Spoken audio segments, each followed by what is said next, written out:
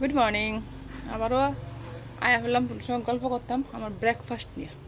এই যে black coffee আর হচ্ছে আমার হেলদি হেলদি এগ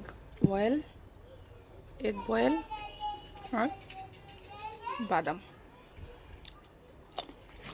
চলো, এটা আমার ডেলি জিমের তাই এটা আমি খাই। তো আজ তো জিমে গেছি না, তো রুলসটা তো লড়চড় করা যায় তো না, খাইতেই হবে।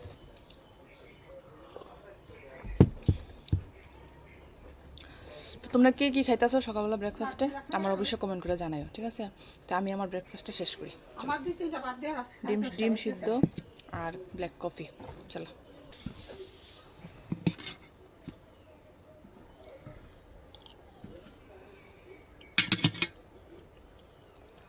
বন্টন করিস